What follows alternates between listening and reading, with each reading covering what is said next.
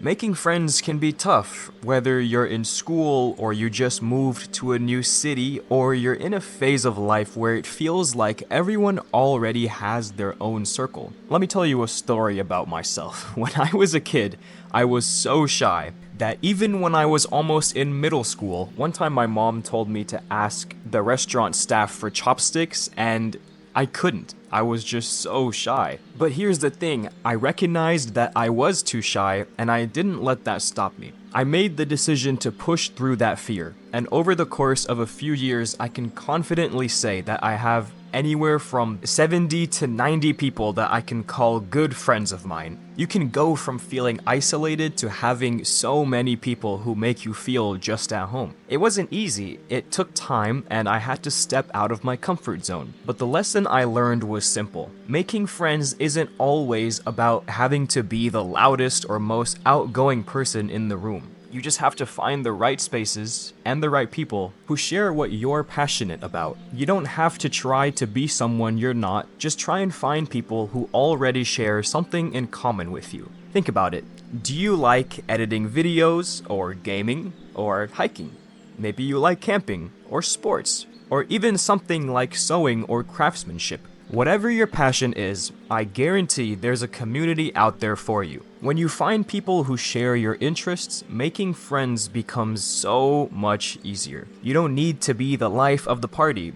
Just show up, find common ground, and engage with people. For me, the biggest friendships I've built have been in communities based around religion, where people already share a similar mindset. But it doesn't matter what your passion is, there are groups somewhere out there for every single passion. But I know that a lot of people have to get over the fear of socializing, and you're not alone on that one. I know how it feels to be shy and unsure. But remember, you're not the only one who feels that way, because it's normal to feel nervous or uncomfortable when starting out. And like I told you in the story about the chopsticks before, I've been there. I was too shy to talk to most people. But the key is that the more you put yourself out there, the easier it gets. And it's okay to start small. You don't have to be perfect. So if you're scared of talking to people, don't worry, because it really does get easier. Let me give you another example from my life. I socialize a lot in local mosques, and sometimes I used to be nervous when talking to people around my age, because walking into a new mosque, I didn't know anybody.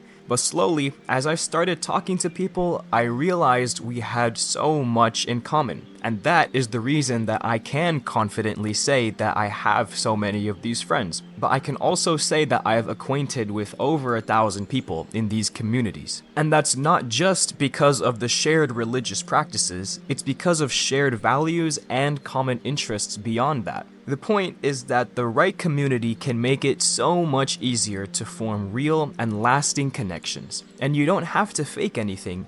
You just show up, be yourself, and start talking about what you love. And maybe you're in school, so here's another example I have on how you can take advantage of that. I made a lot of lifelong friends in college through just one club.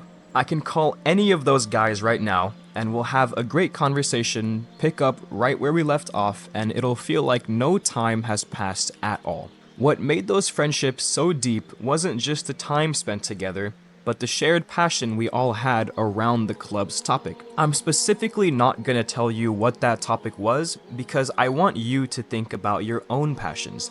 What excites you? What could you spend hours and hours and hours talking about? The club itself didn't matter. It was the bond we shared over something we all cared deeply about that created those connections. So think about your own interests and find a group centered around that.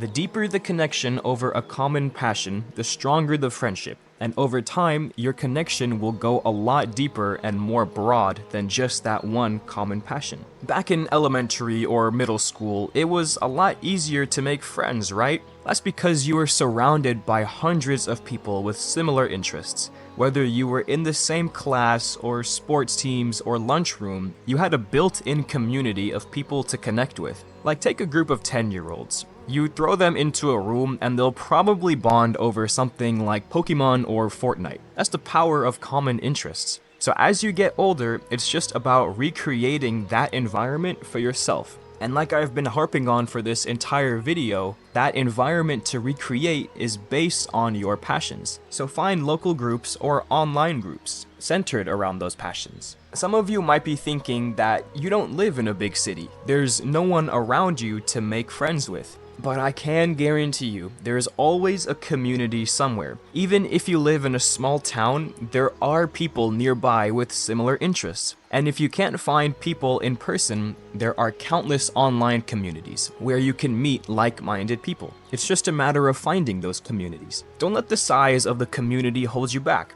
If you can't find a group, maybe you can create one. You'd be surprised how many people are looking for the exact same thing. You can start a meetup, start talking to people online, and you'll eventually build a community around the shared interests. But here's a huge thing that you need to keep in mind. Don't be too desperate to find friends. Just because you want to make connections doesn't mean you should settle for anyone who comes your way. It's so important to choose the right people to surround yourself with, because you become a reflection of the company you keep. So if you're hanging out with people who drag you down, it'll affect you too. Friendship isn't about filling a void or just having people around. It's a lot more focused on finding people who uplift you and help you grow. Always choose quality of friends over a quantity of friends. A few close, genuine friends are so much better than a crowd of people who don't really have your back. But if you can find a quantity of friends who are all good quality, that's even better. So what's your passion? Find your community and take that first step toward making new friends. It's easier than you think. Friendships aren't just about the first conversation. You have to be consistent, keep showing up, keep engaging, and follow up with the people. You'll be amazed at how much stronger your relationships get the more you invest in them. I believe in you. You got this. Now go find your tribe. And if you want to watch my last video, you can click this link right here.